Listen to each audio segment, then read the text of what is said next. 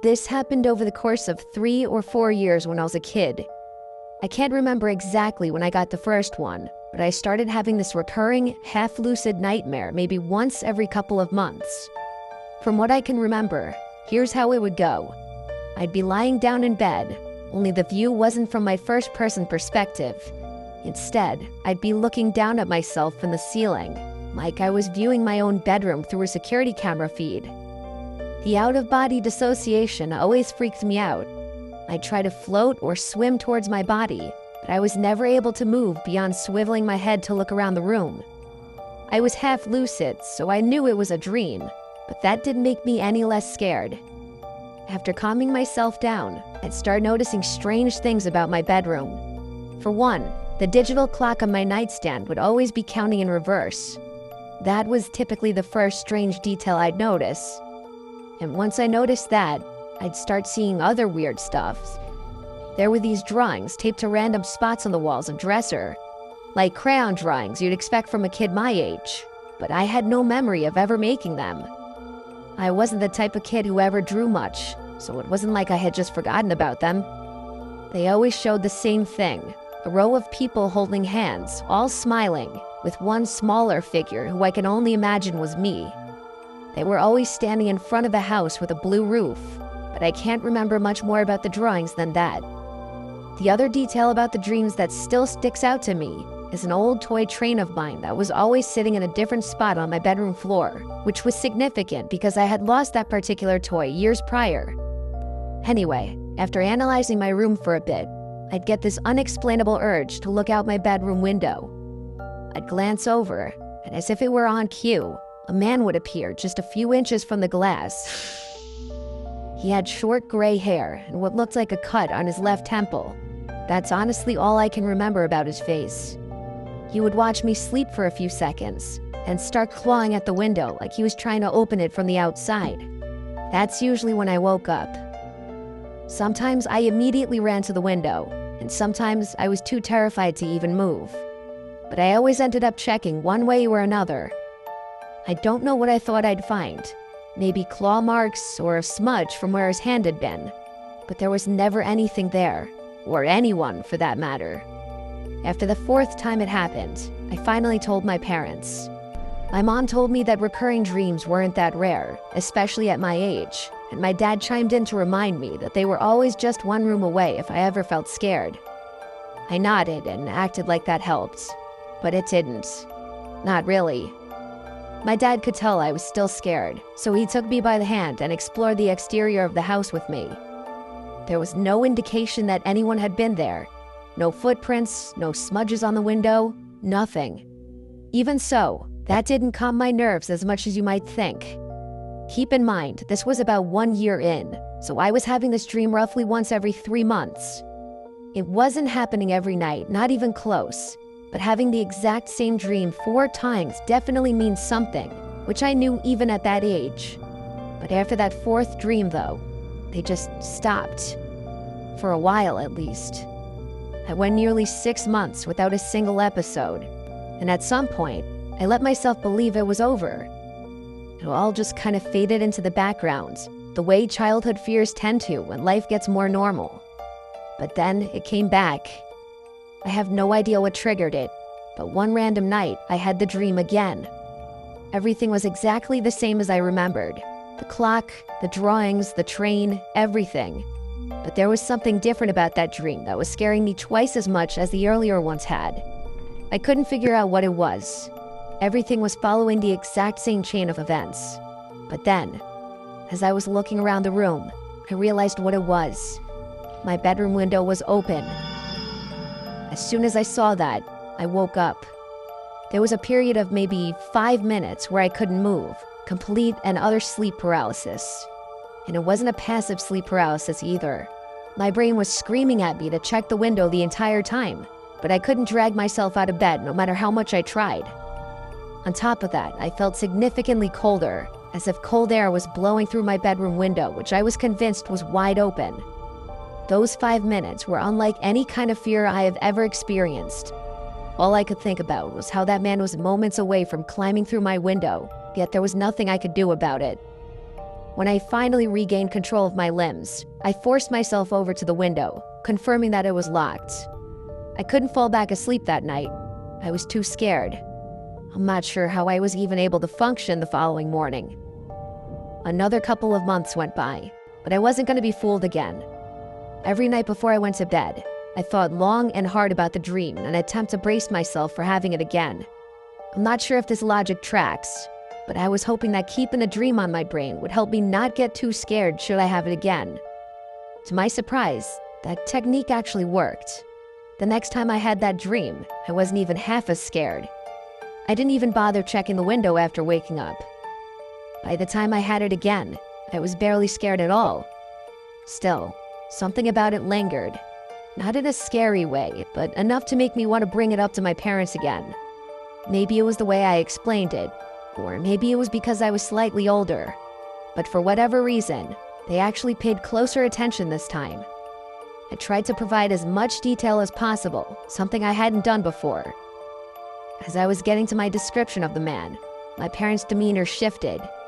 Not too dramatically, but enough for me to notice.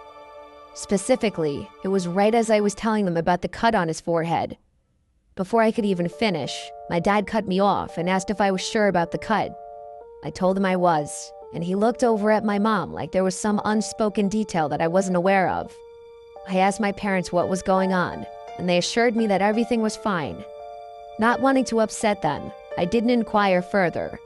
But from that point on, I started wondering if there was more to the story. As it would turn out, a few days after that conversation, my parents sat me down and came clean. It wasn't some dramatic reveal or anything. They just said there was something they wanted to tell me. My mom did most of the talking. Apparently, when I was really little, like too young to even remember, there was a man named Brian who used to watch me sometimes. They always referred to him as Uncle Brian, but he wasn't actually family. Just a close friend of my dad's from college.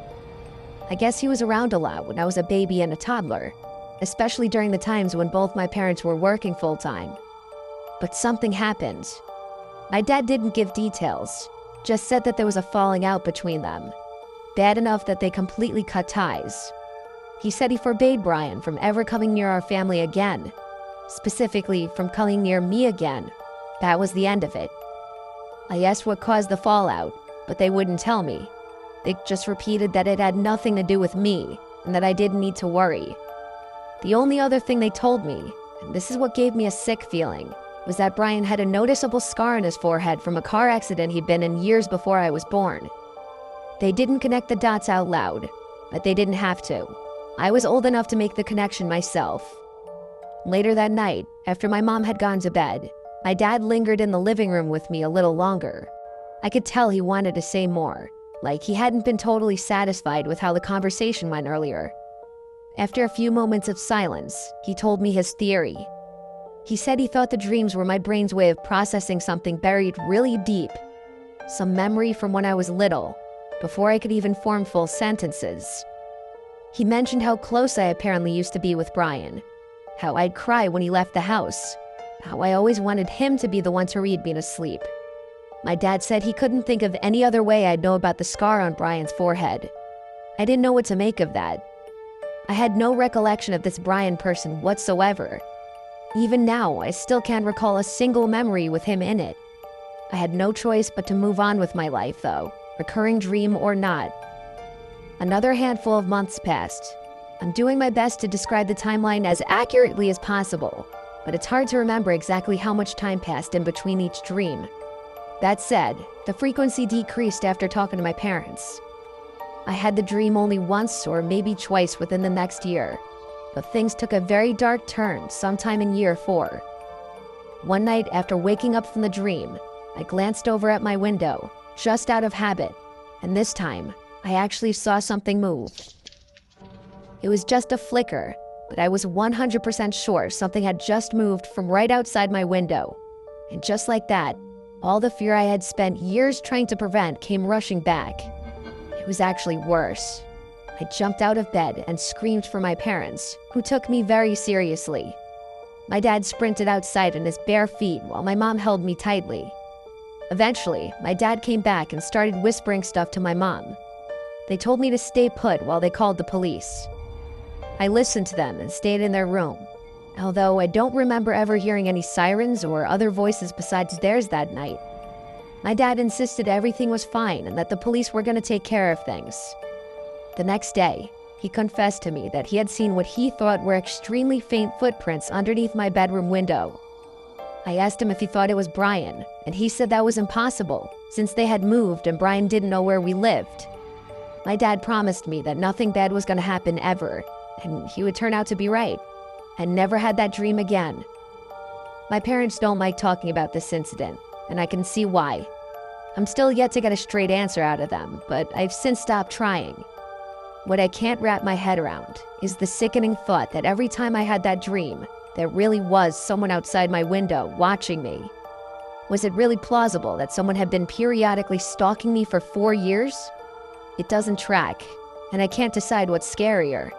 If it really was Brian watching me, or just some complete stranger that my brain associated with him for whatever reason. And who knows how that somehow got translated into my dreams. I've done research, and I still don't even know how that would be possible.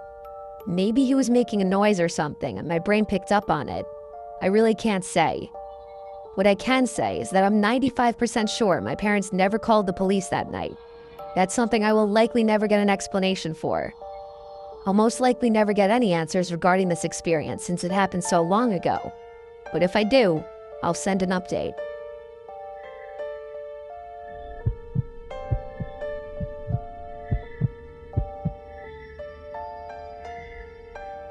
I'm gonna keep this as short as possible. Most nights I fall asleep to some form of sound. It's the best way I know how to knock out quickly. Sometimes it's a chess video, sometimes it's a podcast about space, sometimes it's just a recording of a thunderstorm. You get the idea. I'm a very active dreamer, so whatever I fall asleep to usually gets translated directly into my dreams in some form. For example, if I fall asleep to a soccer compilation, then it's likely I'll have a dream about playing soccer. Part of the reason this is so clutch is because I had a ton of nightmares growing up, and this technique prevents them. This happened a couple of weeks ago during a sleepover at my friend Duncan's place. It was a sleepover, so I had to fall asleep normally. That wasn't an issue for me. It just meant my dreams would be a lot less predictable. There were 3 of us, me, Duncan, and Ian. Duncan's parents were away for the weekend, which is why we were having the sleepover in the first place. He has a lot of big, comfy couches in his living room, so that's where we all slept. That night, I had one of the most vivid dreams I've had in a while. I was out at sea on a small sailboat. I don't even know where it came from. I've never been on a sailboat in my life. The water was super choppy, and I remember the sky being this weird mix of dark purple and gray. The wind was howling, but not in a scary way. It kind of felt like I was in a movie or something. Then the boat lurched. I couldn't see what we hit, but I definitely felt it. Whatever it was, it knocked the whole sail sideways and cracked something underneath. Water started gushing in through the bottom, and I remember trying to plug the hole with my jacket, which obviously wasn't doing anything. I started panicking, like full-on helpless panic, and just as the boat started to sink, a dolphin jumped out of the water, locked eyes with me, and said in perfect English, "Wake up." That instantly snapped me awake. I'm usually pretty groggy after waking up, but this was different, although I didn't know why yet. I looked around the room, trying to figure out if anything was different or strange, but everything looked normal. My friends were sleeping next to me, and the living room was exactly how we left it. You know that weird in-between phase right after you wake up where you can't really process information accurately? That's what I was experiencing. A few seconds later, though, my brain started functioning properly, and I picked up on a sound that was definitely out of place. There was this distinct rushing sound coming from somewhere upstairs. It wasn't muffled like you'd expect if a faucet was just dripping. It was consistent, like a hose or something. That must have been why I had that wonky dream about the ocean. I sat there for a second, trying to figure out what I was hearing. Then, like an idiot, I got up to check it out myself. I crept up the stairs, trying to make as little noise as possible. The noise got louder with each step. It was definitely running water, and it was coming from the upstairs bathroom at the end of the hallway. The door was slightly cracked open, and even from a distance, I could see the sink. One of the knobs was turned all the way to the right. The water was just gushing out full blast. There was no way that could have happened on its own. It didn't even make sense. I got close to the doorway and was about to step in, but something made me stop. The bathroom up there is pretty big. It's got this long counter and a bathtub with a curtain, plus this awkward corner where the toilet is. Plenty of blind spots. For all I knew, someone could have been crouching behind the tub or standing right behind the door. My stomach dropped. I don't know why, but I just couldn't go in. I backed up and booked it down the stairs to wake up Duncan. I shook him hard and told him something was wrong. At first, he was groggy, but the urgency in my voice must have gotten through, because he sat up and asked what was going on. I told him the sink upstairs was blasting and I thought someone was in the house. That woke him up real fast. We left Ian asleep on the couch and crept back up together. When we got to the bathroom door, Duncan didn't even hesitate. He pushed it open and stepped inside. I was not prepared for what was about to happen. Almost immediately, a figure lunged from around the corner and tackled Duncan from the side. It happened so fast. All I saw was Duncan go down and this guy swinging a piece of PVC pipe like he was about to beat the crap out of him.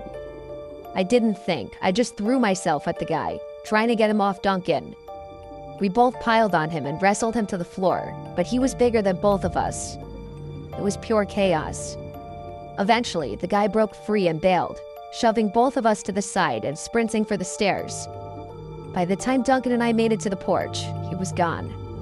The police showed up maybe 30 minutes later, but they weren't much help. They determined that the entry point was a downstairs window, which was wide open and had been previously unlocked. Duncan's family doesn't have cameras in their house, so there was no evidence we could turn over. The police said that it was likely that it had just been a burglar committing a random attack, but my friends and I think it was way more specific than that. First of all, why would a burglar purposely make noise by turning on a sink faucet in the first place?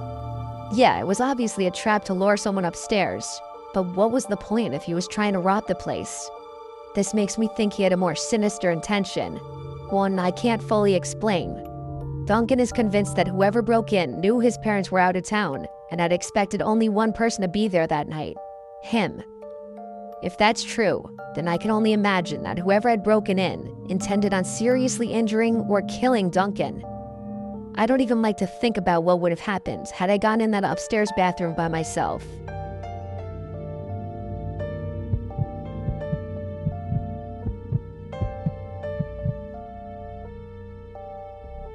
This happened on a Friday night a couple months back.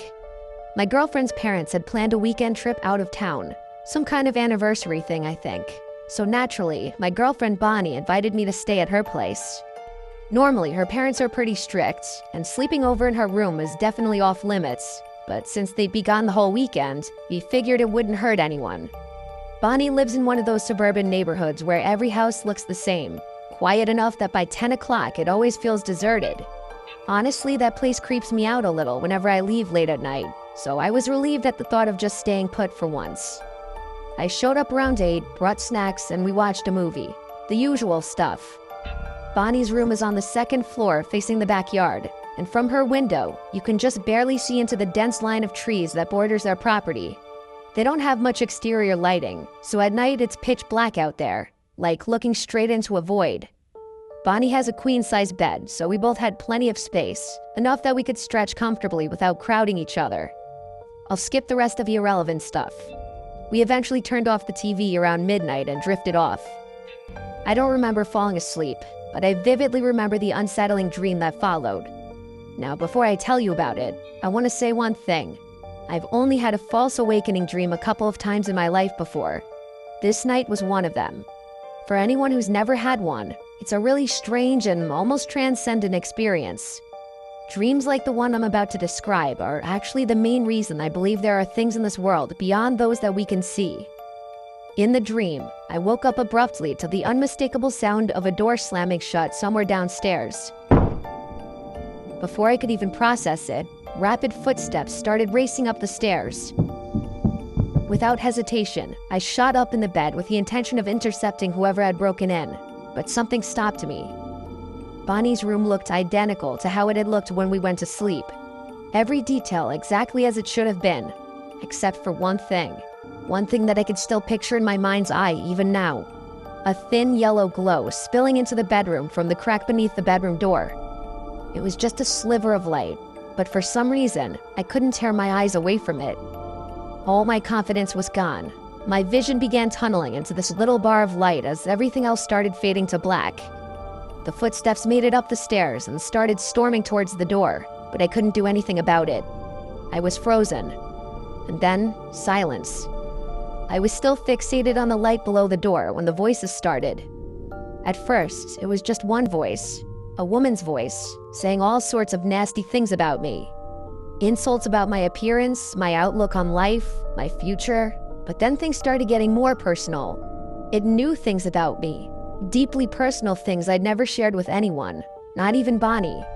It started reciting events from my past, things I had said, things I had done, things no stranger would know, things no stranger could know.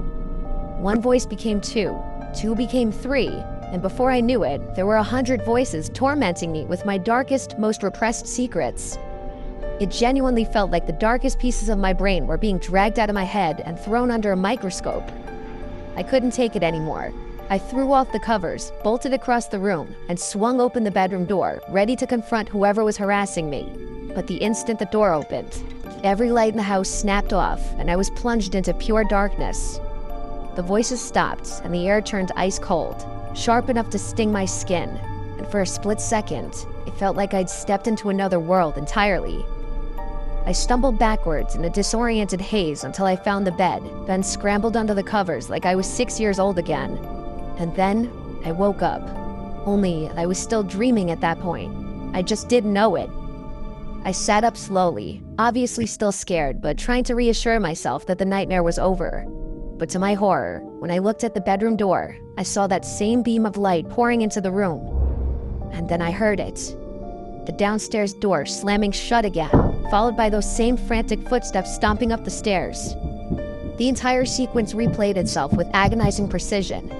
The footsteps stopping at the door, the voices, the secrets, the whole thing. I couldn't help myself. I again ran towards the door and threw it open, only to experience that same cold darkness as before. When I finally woke up for real, my heart was racing. I was 75% sure I had actually woken up, but I was so disoriented from the strangeness of that double false awakening dream that I couldn't be sure. Bonnie was sound asleep next to me, completely unaware of what I had just been through.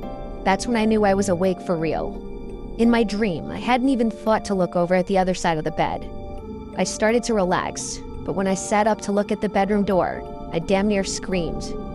There, under the door, was that same strip of light that I had seen in my dreams. It was the exact same image. It did make sense.